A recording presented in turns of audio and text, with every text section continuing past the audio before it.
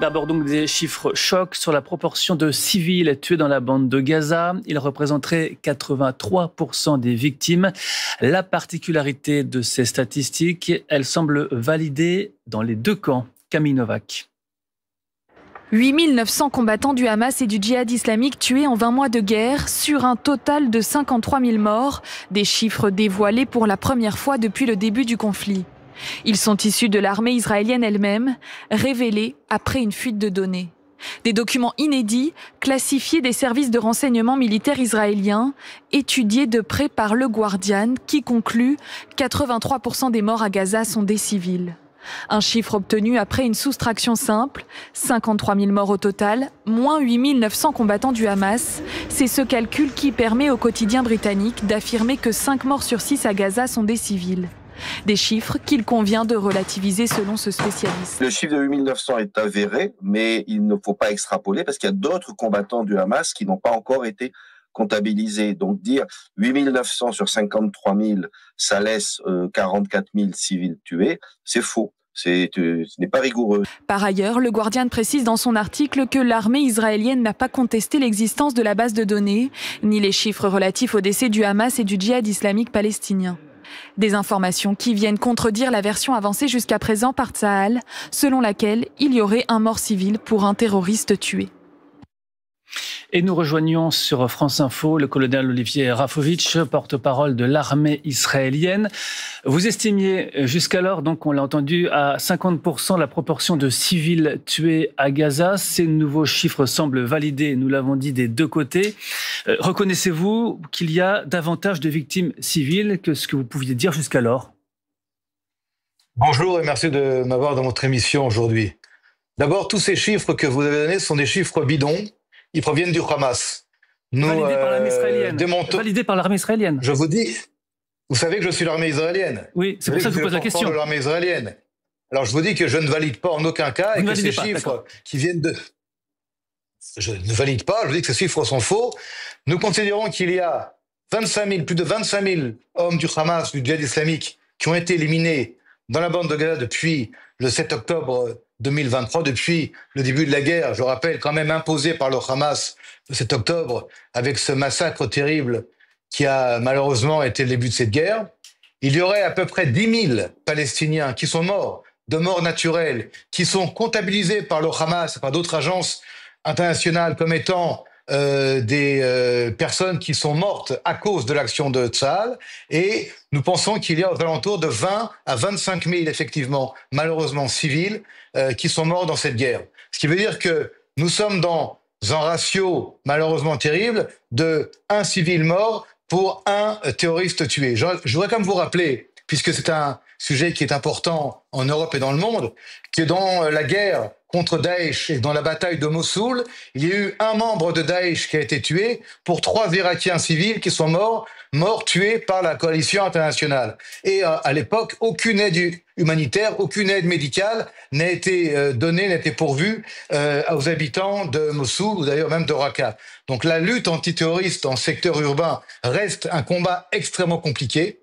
Nous devons, nous tous, dans ces guerres menées contre des armées terroristes, nous, démocratie, évidemment, cela montée du fait qu'il y a des civils qui sont pris comme boucliers humains, utilisés comme boucliers humains par le Hamas ici à Gaza ou à l'époque à Mossoul par l'État islamique, mais c'est malheureusement le prix de ces guerres. Et encore une fois, Israël fait tout et continuera à tout faire malgré la propagande, malgré les fake news, à tout faire pour qu'il y ait le moins de civils possible impliqués et tués. Nous sommes en aucun cas en guerre avec les Gazaouis, nous sommes en guerre avec le Hamas. Pardon. Vous contestez aussi le fait que les conditions pour tirer seraient assouplies par l'armée israélienne et que ça pourrait expliquer cette proportion qui pourrait être augmentée. Vous contestez là aussi?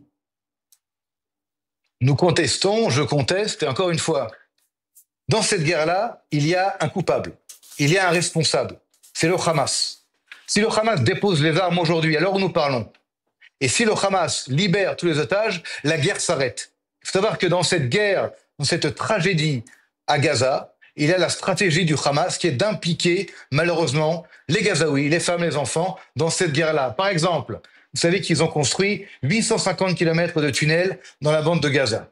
eh bien, ils interdisent, je parle du Hamas, ils empêchent aux Gazaouis civils d'utiliser ces tunnels pour se protéger au cas où il y a des bombardements.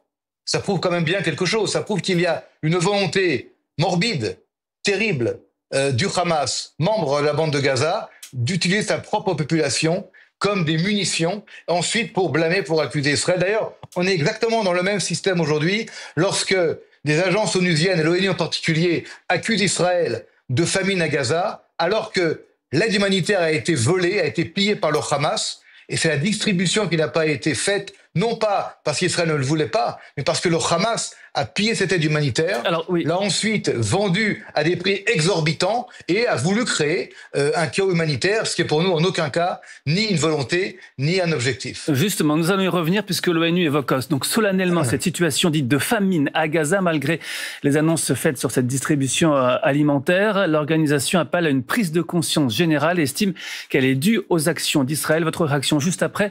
Écoutons d'abord le responsable de la coordination des affaires humanitaires des Nations Unies. It is a famine. The Gaza famine. C'est une famine, la famine de Gaza. C'est une famine que nous aurions pu éviter si on nous l'avait permis. Pourtant, la nourriture s'accumule aux frontières en raison de l'obstruction systématique d'Israël. C'est une famine à quelques centaines de mètres seulement de la nourriture, dans une terre fertile.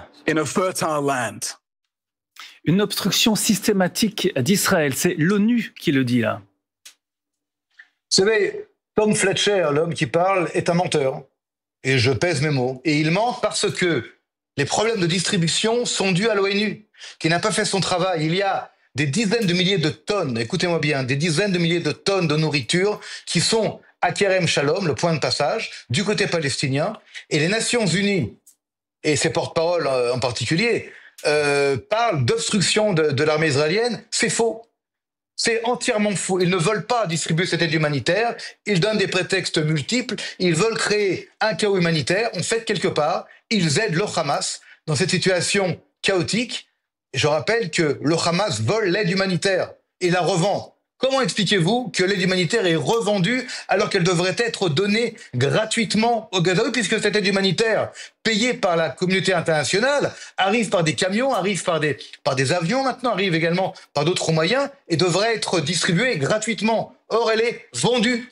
Comment se fait-il qu'on la vende, cette aide humanitaire?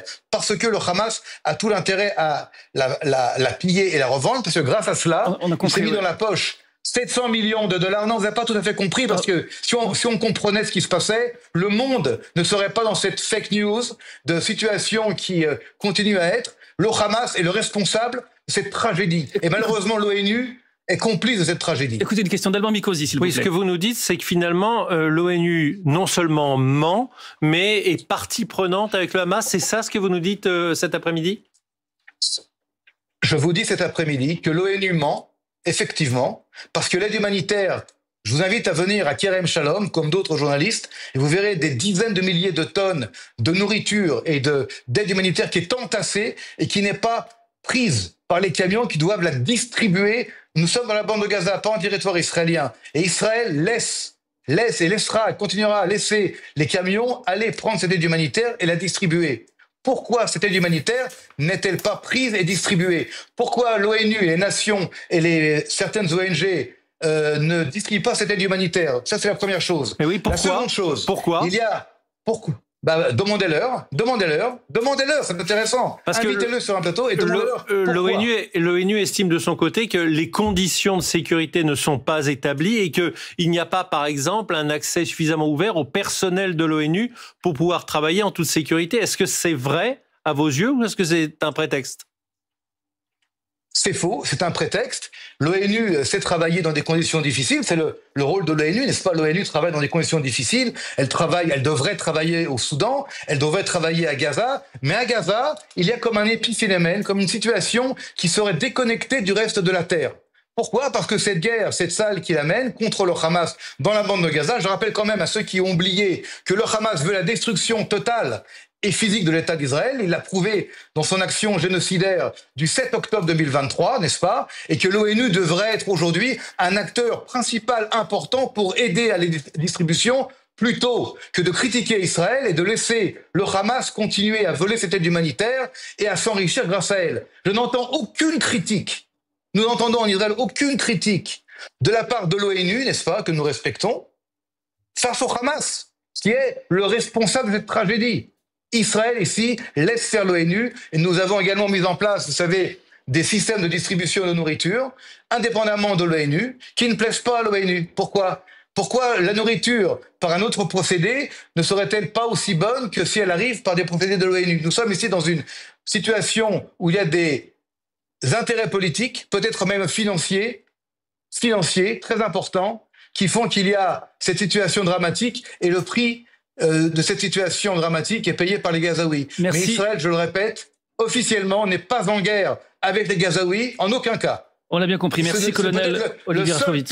Le dernier mot, le seul pays au monde qui mène une guerre contre le terrorisme dans une bande de Gaza compliquée, mais qui amène l'aide humanitaire en même temps. Ça pose des problèmes, c'est complexe, mais la coalition à l'époque à Mossoul ou à Raqqa a fait la guerre à Daesh, mais n'a pas du tout amené d'aide humanitaire aux civils irakiens. Et le résultat, c'était 3 civils irakiens morts pour un membre de Daesh tué. Ça, c'était la réalité de la guerre, je crois, en 2016. Je crois. Votre message est passé. Merci beaucoup, colonel Rafovitch. Je rappelle que vous êtes porte-parole de l'armée israélienne. Et pour en